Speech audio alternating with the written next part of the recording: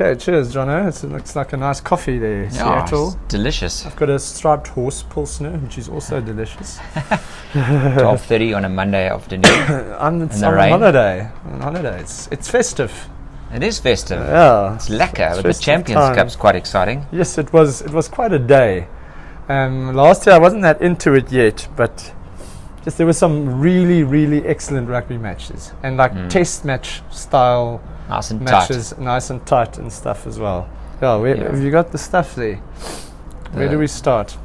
Well, first game was Glasgow versus Northampton. Glasgow, who are doing really well in the URC, actually got punished there by Northampton. Yes, the Northampton Saints. And a home game. I thought they would have done well there. That was 28-19. Yeah, let's sort of park it there and both of us can check that out. Yeah, I didn't watch that game, unfortunately. No. I paid more attention to the South African games. Connacht also got a hiding against Bordeaux, 41-5. I wonder if Connacht played their full-strength team there, because we also gave Connacht a hiding. They didn't have a full-strength team. Actually, they had a pretty strong team at Loftus. I watched the Toulon-Exeter game because I thought that would be a nice close game, and it was a really, really good game. Exeter won by a point. Okay, away from home. Yeah, and they're the 2020 champions of the Champions Cup. Really? Yeah, so they actually have a bit of pedigree in this tournament. Yeah, and like you say, the URC's teams took You're a bit referring of a to beating. Toulon, obviously. Who? No, Exeter. Oh, I didn't know that. Exeter won it in 2020. Okay, yeah. All right. So that was a close one, 1 point for Exeter. Another URC team lost Bath, 37-14. Yes, that's a hiding, eh? Yeah, so now I'm starting to wonder about this competition that we're in. I To lose Cardiff. Can I maybe make a comment there? What I think you're seeing here is that it's a depth issue. I don't think it's because teams often especially URC teams, are going to have to decide how they play this, because if you don't have the depth, how do you assemble two equally strong teams to play URC to compete? There's an Ulster obviously in the running in the URC, so I don't know what they're thinking. I don't know if they played like the Stormers played like a B team yesterday, and the Lions played a B team in their game. It wasn't the same cup, but maybe that's what we're seeing. I don't know. Yeah, we have to mention that the Cheetahs beat Zebra by more points than the Stormers beat them at home. Yeah. And the Cheetahs were away, and they played their normal, nice, expansive game. And the Lions also beat Perpignan convincingly. Perpignan don't look very good to me, if I have to be honest with you. And the Sharks beat Pau. Jacques Pau. P-A-U. I don't know I'm not they French. are really. Sorry, I'm not French, but two French teams and an Italian team. So that's the South African teams involved in the Challenge Cup, which is like, if you know football, it's like the Europa League of rugby. That's like just one tier lower. And then Bull Saracens on Saturday night. Yeah, that was an intriguing game. Yeah. How many disallowed tries? 3.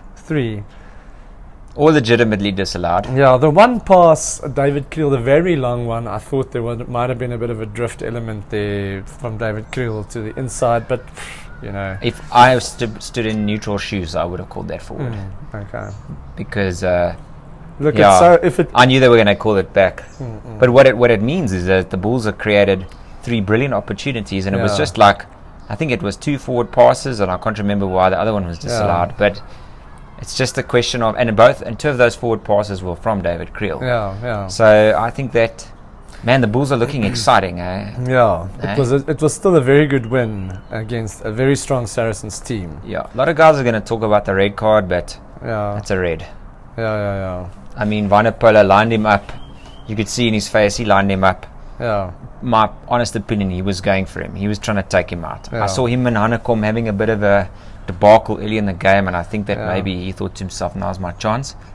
And he glanced him, but shoulder to face, way off the ball. The refs go through all the necessary things. I don't think it put that much of a blemish on the game. They actually started playing better with 14 men. It seemed as if they were a bit inspired by that. And they scored 2 tries after the red card. Saracens, I'm talking about. And they do have a lot of experience and a lot of internationals. Daly, Itoje, Farrell, etc., and Stewart. So they've got I think I counted about 6 or 7 England starters there. Stewart's at Leicester, I think. Oh yeah, Stewart's at Leicester. You're right. Sorry, my bad. But yeah, a lot of internationals. So I think that experience for Saracens is what kind of they were calm and they came back into the match, and eventually they just couldn't get there. I think the Bulls had just gone too far ahead and had maintained, but the Bulls lost momentum in the last 20 minutes. They were not as energetic. I think maybe you lose a bit of belief when you have so many opportunities and you don't score tries, and you become a bit despondent. But in general, I thought it was just a great game to win against a quality side. That was a very good win. A lot of exciting guys in the Bulls team that we obviously keep an eye on, because in the Springboks there will be some young blood coming through. I thought Akker van der Merwe has really cemented himself in the Bulls team. And then Janku Swanepoel, who doesn't get that many opportunities, also had a very good game. Yeah, and I didn't think he was above average until that game. Yeah. I think he had a massive game, and he's got a bit of pace. Yes, no, he's which I didn't expect. But at the moment, Ulrich Lowe is playing ridiculous rugby. Cameron Hanekom is playing ridiculous rugby. Gans is playing ridiculous rugby. Yeah. You know who's actually playing brilliantly in the last 2 games? Is Goosen. Yeah, he's kicking all his kicks. He's just up and down, but I've always liked him, and I like the fact that there's a bit of continuity in the centres, because that's one thing we've been complaining about, is that we have no idea who the actual starting centre pair was until now. Now it looks like it's Kriel and Gans basically. Yeah, it is, and Jake's not going to move Moody into 13 as long as Gans is playing so well. He can't, so he's got to stick him on the wing. But that Willie as well is so good. Man, Willie just makes a huge difference to that team. But I just think that your number one players at the moment in that Bulls team is I think Lowe's really putting his hand up. He shifted to 7. So for all the Stormers fans, don't worry, he's not going to compete with Evan Roos, who I don't think Cameron Hanekom might. Yeah, Cameron Hanekom is leagues better than him. Yeah. So I don't know where Evan's going to fit in the mix, but because even Frankie Horn from the Lions is absolutely outstanding at the moment. Yes. But anyway, good win. Good win, very good. Munster drew with Bayonne 17 all. Bristol won that one. Sale beat Stade Francais 28-5. And then an interesting one, which we'll just touch on, is La Rochelle Leinster. And nice Leinster finally beat La Rochelle after 4 tries, apparently, if I heard correctly. A last-minute penalty as well to seal the game. And a great win for them. Happy for them as a URC team. Not after 4 tries, but after 4 attempts at trying to beat them. Yeah, that's what I meant. But maybe that speaks to this depth thing I was talking about. Leinster have the depth. They have crazy depth. Yeah. So, and then it's surprising. When the game started, Leicester Stormers, I thought Leicester were going to run away with it. And before the game, I called it it's going to be an embarrassment to the Stormers. But picked a little bit of a B-side, but few of those B-side guys really put their hands up. For the Stormers? Yes. No, I thought a lot of them, I think they played with a lot of heart. I thought they were extremely physical, dominating the collisions. Yes. And the most impressive part of their game yesterday for me was their scrum. Yeah. The way they were holding those guys, and actually they won a couple of scrum penalties. It's when they changed their props, that things fell apart for the Stormers. But yes, the first scrum penalty, I know there were 2 in a row.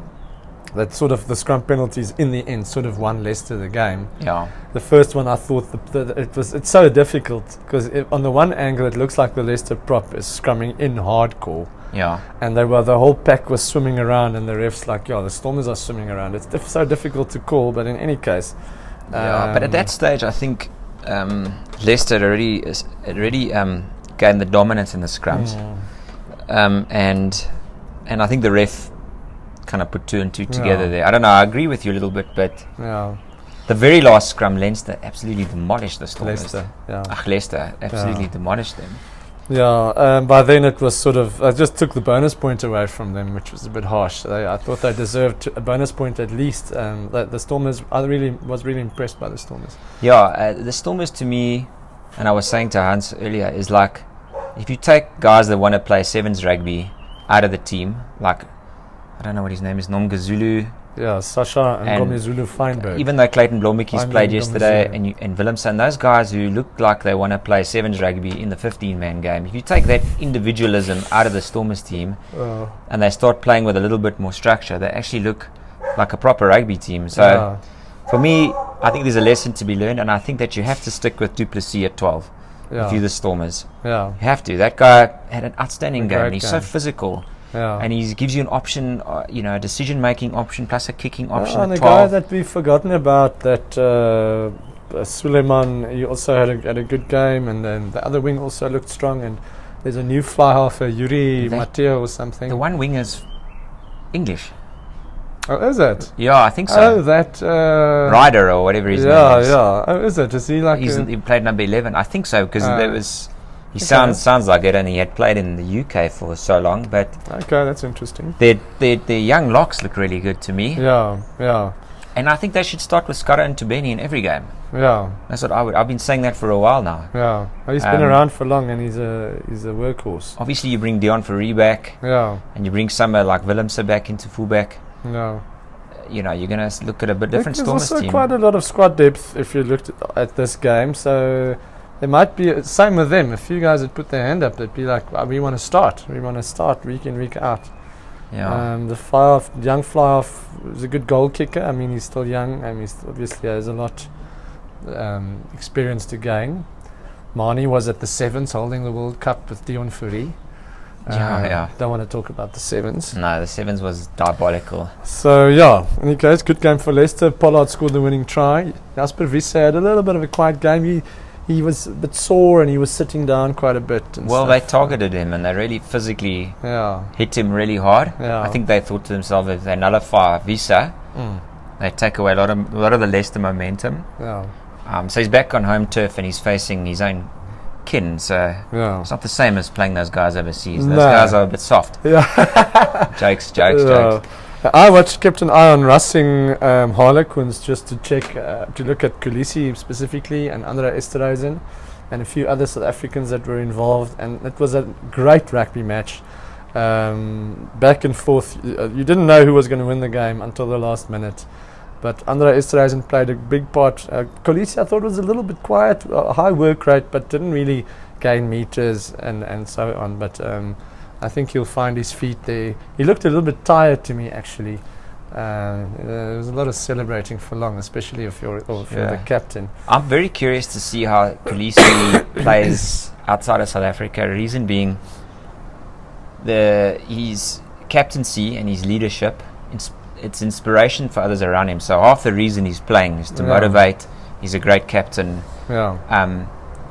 And I'm assuming he's not captaining. No, I don't think he was. He wouldn't be able to, I don't think. And I'm just wondering, and if you don't, that they play him in a really specific role with the Springboks. They put him a lot on the fringes.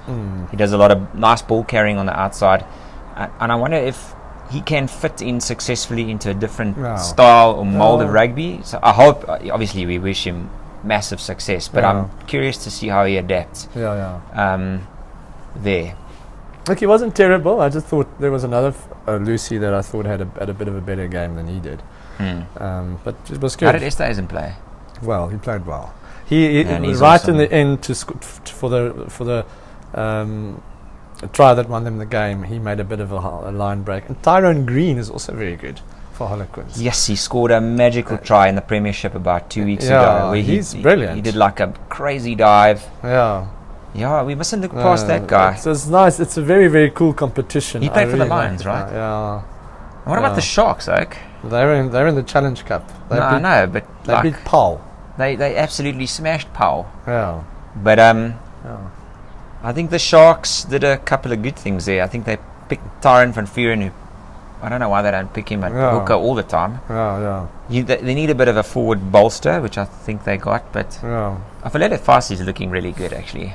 Yeah, he just obviously defense is his big issue. But in these provincial, I don't know if he'll be a good Springbok, but in these provincial competitions he looks good. I'm also skeptical about him. They asked Willie Leroux to rate various fullbacks. So they asked him who do you rate the best defensive fullback, and who do you rate the best fullback in the air, and who do you rate this? I watched the video with him, and he rates Damien Willemse the best defensive fullback in the world. Well, his defense is strong. Very strong. And I think that's why, in the end, he played in the World Cup final. But what I'm getting at is, if you're not going to be a good defensive fullback of a Lele Fasi, you gotta work on that. Kevin Bosch.